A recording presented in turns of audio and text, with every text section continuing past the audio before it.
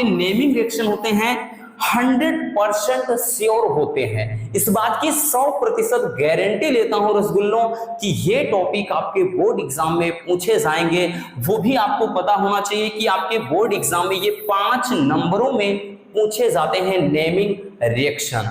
बहुत ही ज्यादा इंपॉर्टेंट है, इसलिए बच्चों इनको अच्छे से तैयार करना होगा, ठीक है ना। तो चलिए देख लेते हैं कौन कौन सी 5 महत्वपूर्ण अभिक्रियाएं हैं, ठीक है ना। चलिए सबसे पहले हम देख लेते हैं बच्चों आपके ऊर्ज अभिक्रिया को। सबसे पहले जो अभिक्रिया है ऊर्ज अभिक्रिया, ठीक। ऊर्ज अभिक्रिया क्या होती है सबसे पहले वो आप समझ लीजिए, फिर उसके बाद हम इसको अच्छे से समझते हैं। देखिए, जब एल्किल हाइलाइड के 2 अणु को शुष्क ईथर की उपस्थिति में सोडियम धातु के साथ क्रिया कराते हैं तो एल्केन प्राप्त होता है और इसे कहते हैं ऊर्ज अभिक्रिया। अब इसको देखिए बच्चों अच्छे से, आपको देखिए बहुत ज्यादा रटना नहीं रसगुल्लों, एकदम बहुत ही सिंपल वाला तरीका बताएंगे ताकि आपके माइंड में अच्छे से स्टोर हो जाए। आप वर्ड को पकड़िए। तो चलिए इसको अच्छे से पहले पढ़ लीजिए, उसके बाद आपको कैसे करना वो हम बताते हैं।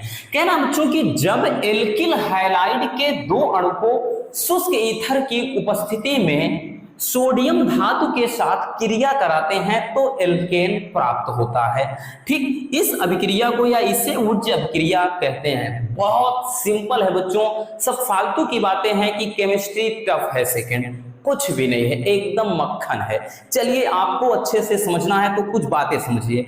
इसमें आप केवल शब्दों को पकड़िए। क्या कह रहा है कि जब एल्किल हाइलाइड, तो एल्किल को अपन दर्शाएंगे आर से, क्योंकि एल्किल को आर से दर्शाते हैं। एल्किल का मतलब जो भी आपका methyl, ethyl, propyl, butyl, pentyl जो भी आते हैं सब एल्किल में।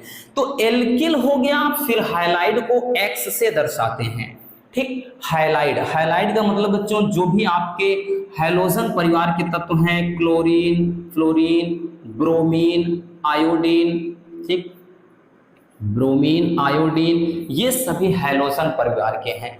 तो कह रहा है एल्किल हाइलाइड के 2 अणु, तो बच्चों यहां पर हमने एल्किल हाइलाइड के 2 अणु लिख लिया। अब इसे कह रहा है शुष्क ईथर की उपस्थिति में सोडियम धातु से क्रिया कराते हैं, तो सोडियम धातु से क्रिया कराते हैं बच्चों।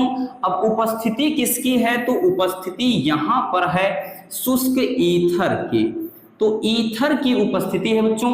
कह रहा जब हम क्रिया कराते हैं तो एल्केन प्राप्त होता है। अब एल्केन का रसगुल्लों फार्मूला यही है, दोनों आर उठाकर यहां रख लीजिए, एल्केन बन गया। अब देखिए यहां पर Na है तो हमने Na लिख लिया बच्चों। अब यहां पर X है तो अपन X लिख लेंगे, लेकिन बच्चों यहां पर X 2 है इसलिए अपन 2 लगा दिए। अब 2 Na हो गया तो यहां पर भी Na को यानी इसके आगे 2 लगाना होगा। ये तो आपका एक फार्मूला समझ लीजिए बन गया है। अब इसी पर कोई एग्जाम्पल रख करके हम इस रिएक्शन को बनाते हैं, ठीक। ये तो आपको समझा दिया है कि एक फार्मूला है, समझिए। जैसे एल्किल में हमने उठा लिया मेथिल को, CH3 हो गया, और हाइड्रोजन के स्थान पर कोई भी उठा लीजिए, Cl जैसे ले लिया।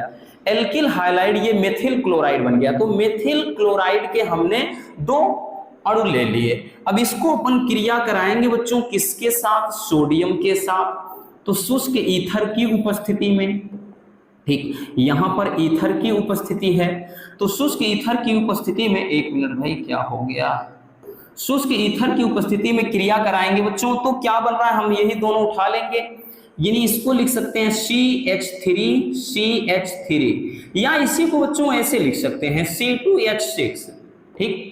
इसमें बिल्कुल मत घबराना कि ये क्या हो गया है, ये दोनों एक चीज है, ठीक। ये हो गया बच्चों। अब बचा क्या है, NaCl, जैसे ये पूरा है तो यहां पर बच गया NaCl। वही बात भाई 2 लगा दीजिए, 2 यहां पर कमी है 2 लगा दिए, तो ये हो जाएगा ऊर्ज अभिक्रिया, है ना आसान। अब ये मत समझिएगा कि भाई इसमें तो 2-2 हो गया, हम सर इसको लिखेंगे कि इसको लिखेंगे, कोई भी लिख सकते हो, कोई भी लिख सकते हो बच्चों, चाहे ऊपर वाला लिखो रसगुल्लों और चाहे नीचे वाला। ऊपर वाला तो एक फार्मूला हमने बताया है कि ये समझिए, जो ऊपर लिखा है बच्चों ये समझ लीजिए मेरे रसगुल्लों की ये एक प्रकार का आपका समझ लीजिए एग्जाम्पल नहीं बल्कि